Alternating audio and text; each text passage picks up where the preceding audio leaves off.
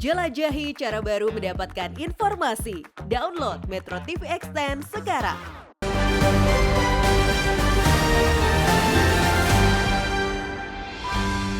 Menangkal bisnis ginjal.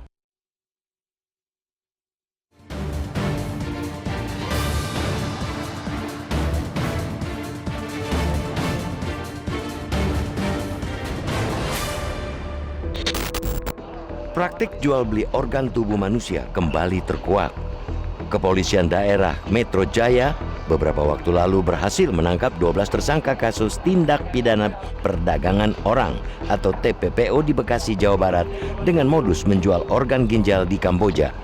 Jumlah korban maupun penjual organ manusia ini mencapai 112 warga negara Indonesia.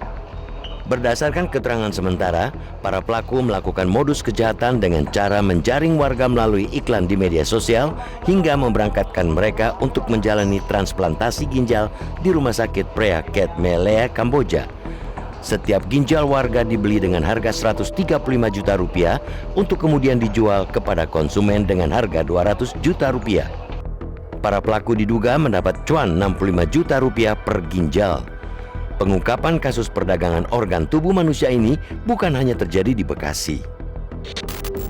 Awal bulan ini, Direktorat Jenderal Imigrasi Kementerian Hukum dan HAM berhasil mengamankan 5 orang yang diduga terlibat sindikat perdagangan organ internasional di Ponorogo, Jawa Timur.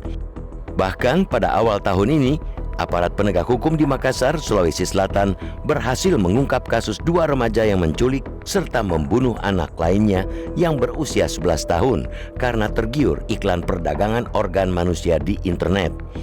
Sebenarnya praktik jual beli organ manusia ini sudah dilarang di seluruh dunia. Organisasi Kesehatan Dunia atau WHO pertama kali melarang pembayaran organ manusia pada 1987. Banyak negara kemudian mengodifikasikan larangan tersebut ke dalam undang-undang nasional mereka dan juga menganggap perdagangan organ tubuh manusia sebagai bentuk kejahatan transnasional. Indonesia pun sudah mengadopsi larangan ini dengan memasukkannya ke klausul undang-undang kesehatan yang lama maupun yang sudah direvisi.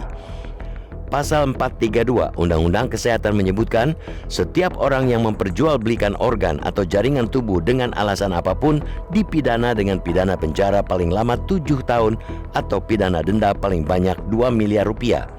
Kenyataannya, praktik jual beli organ ini tidak mudah untuk dilumpuhkan. Para pelakunya berjejaring dan tersebar di berbagai negara. Mereka pun mampu menutupi gerak-gerik dari endusan aparat penegak hukum. Yang semakin merepotkan, ternyata sebagian pelaku tindak kejahatan ini justru pagar makan tanaman, alias aparat penegak hukum sendiri.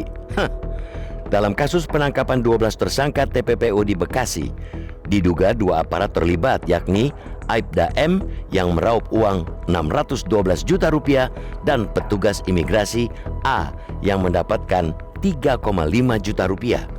A berperan meloloskan donor di pemeriksaan imigrasi. Keterlibatan aparat ini menunjukkan bahwa sindikat jual beli ginjal terorganisasi dengan rapi. WHO mencatat perdagangan organ ilegal terjadi setidaknya karena 2 faktor, yaitu kemiskinan dan lemahnya peraturan perundang-undangan. Umumnya para pemasok organ tubuh berasal dari negara miskin. Adapun penadah atau konsumennya berasal bukan hanya dari negara kaya, tapi juga negara berkembang. Walhasil, apabila pemerintah ingin menghapus praktek tidak beradab ini, tentu dengan mengurangi angka kemiskinan agar tak ada lagi orang yang ingin menjual organ tubuhnya untuk menyambung hidup. Di sisi lain, penegak hukum juga tidak pandang bulu. Para pelaku jaringan sindikat harus diusut tuntas. Begitupun para donor ginjal ilegal harus pula dikenai hukuman. Apalagi terhadap aparat yang terlibat, hukuman buat mereka mesti lebih berat. Untuk menangkal kasus ini agar tidak terulang, harus ada efek jera terhadap sindikat bisnis haram ini. Selain itu, pemerintah harus mengawasi konten media sosial yang melakukan praktek jual beli ginjal. Pemerintah jangan tidur mendeteksi bisnis. Cara mudah mendapatkan informasi dengan satu sentuhan jari. Download Metro TV Extend.